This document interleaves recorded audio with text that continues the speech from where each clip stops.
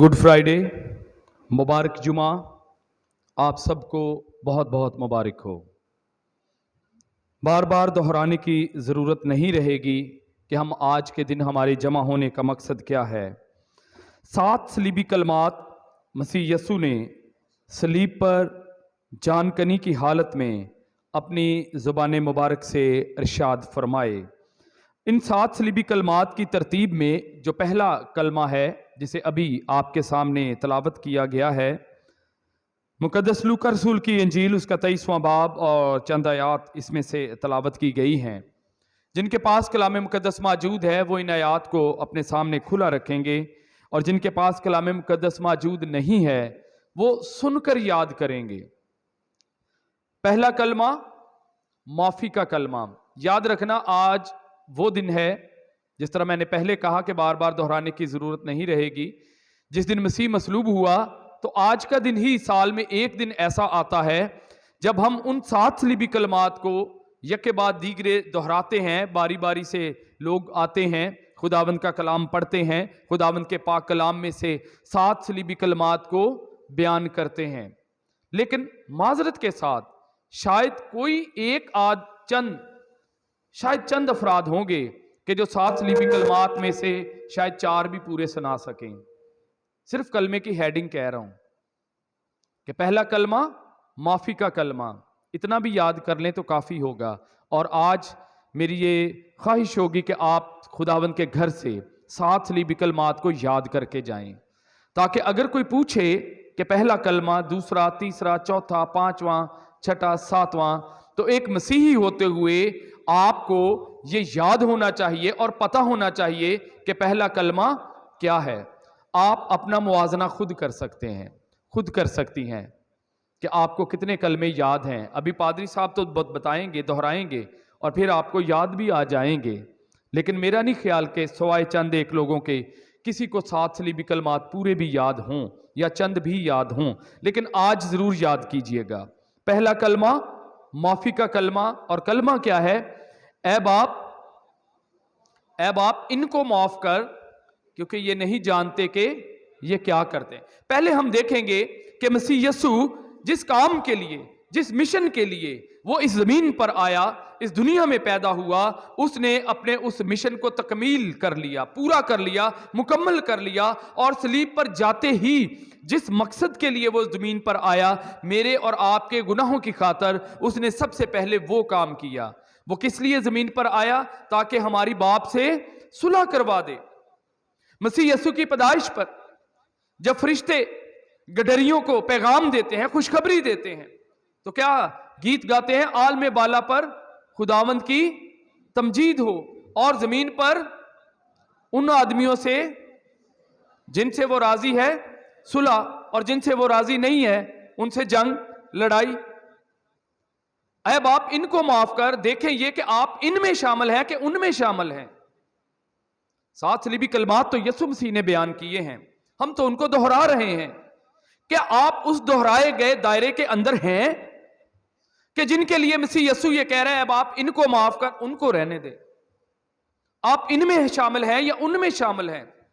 مسیح یسوع کے کفارے میں شامل ہیں یا مسیح یسوع کو مصلوب کرنے والوں میں شامل ہیں؟ اگر خدا کا کلام ہی یاد نہیں، خدا کا کلام پڑھتے نہیں، خداوند کا کلام سنتے نہیں، خداوند کا کلام سمجھتے نہیں، تو اس پر عمل کرنا تو بڑے دور کی بات ہے۔ تو پھر ہم ان میں شامل نہیں بلکہ ہم ان میں شامل ہیں جو مسیحی ہو کر بھی اگر کوئی بچہ گھر میں ماں باپ کی عزت نہ کرے، فرمانبرداری نہ کرے، خاندان کے ساتھ وفاداری نہ کرے، تو ہم اسے کیا کہتے ہیں؟ ایک چھوٹا سا لفظ اس کے لیے بولتے ہیں۔ جو بچہ بد زبانی کرے، بد کلامی کرے ماں باپ کے ساتھ، بہن بھائیوں کے ساتھ، کیا ہم وہ تو نہیں ہیں؟ تو ہم اس گھرانے کے، اس جماعت کے مسیحی ایماندار، لیکن ہیں نہیں۔ ہیں ہم کیا؟ ان ہیں یا ان ہیں؟ اے باپ ان کو معاف کر، کیونکہ یہ نہیں جانتے کہ یہ کیا کرتے ہیں۔ ہمیں تو پتہ ہی نہیں کہ ہم کیا کرتے ہیں، پتہ تو سارا کچھ ہی ہے، ہمیں سب کچھ معلوم ہے، لیکن اس کے باوجود ہم خدا کے کلام کو وقت دینے کے لیے تیار نہیں ہیں۔ وقت نہیں ملتا، وقت نہیں ملتا، وقت نکالتے نہیں، وقت دینا نہیں چاہتے، دیر لگ جائے گی گرجے، لیٹ آنا چاہتے ہیں، بہت ہی دیر نہ بہنا پہ جائے۔ کیا اس ایمان کے ساتھ ہم صلیب کے پاس جانے کے اہل ہیں، قابل ہیں اس صلیب کو دیکھنے کے، مسیح یسوع کے خون کو دیکھنے کے، اس کے کفارے کے لیے؟ بلے بلے، آج تو گڈ فرائیڈے، بڑی سنجیدگی آ گئی، بڑے بہن جی پاجی روحانی ہو گئے کیونکہ آج مسیح یسوع صلیب پر جان دے رہا ہے۔ تو اور باقی سال، باقی ایام، باقی کی زندگی، میرے عزیزو مسیح یسوع نے کیا کہا کہ جو کوئی میرے پیچھے آنا چاہے اپنی خودی کا انکار کرے، اپنی صلیب اٹھا اور میرے پیچھے چل۔ مسیح کے لیے صلیب اٹھانا تو بڑی دور کی بات، میں تو کہتا ہوں کہ مسیحی راستے پر اپنے آپ کو باندھ کر مسیحی بنانا یہی صلیب اٹھانا ہے۔ اپنے آپ کو کنٹرول رکھ کے مسیحی زندگی بسر کرنا ہی مسیح کی صلیب اٹھانا ہے۔ اے باپ ان کو معاف کر کیونکہ یہ نہیں جانتے کہ یہ کیا کرتے ہیں۔ مسیح یسوع نے تو میرے عزیزو، آپ دیکھیں مسیح یسوع اب صلیب پر ہے، یہ پہلا کلمہ ہے اور اس کا دوسرا حصہ بیان کرنے جا رہا ہوں۔ مسیح یسوع اس دنیا میں میرے اور آپ کے گناہوں کے لیے آیا، کفارہ دینے کے لیے آیا، اپنا پاک اور بے عیب لہو بہانے کے لیے آیا، اور اب جب وہ صلیب پر ہے تو پہلا کلمہ، پہلے الفاظ یہ ارشاد کر رہا ہے، اے باپ ان کو معاف کر کیونکہ یہ نہیں جانتے کہ یہ کیا کرتے ہیں۔ لیکن سنیے کہ کیا وہ باپ سے درخواست کر رہا ہے کہ برائے مہربانی ان کو معاف کر دیں، یا باپ سے صرف کہہ ہی رہا کہ چل اب معاف کر دیں؟ کیوں یہ کہا گیا ہے اے باپ ان کو معاف کر؟ کیا یسوع مسیح یہ التجا کر رہا ہے؟ کیا یسوع مسیح یہ درخواست کر رہا ہے؟ یا یسوع مسیح یہ دعا کر رہا ہے آپ کے لیے یا گناہگاروں کے لیے کہ جو کوئی صلیب پر ایمان لائے گا ہلاک نہ ہوگا، اس کے بیٹے پر جو کوئی ایمان لائے گا وہ ہلاک نہ ہوگا بلکہ ہمیشہ کی زندگی پائے گا؟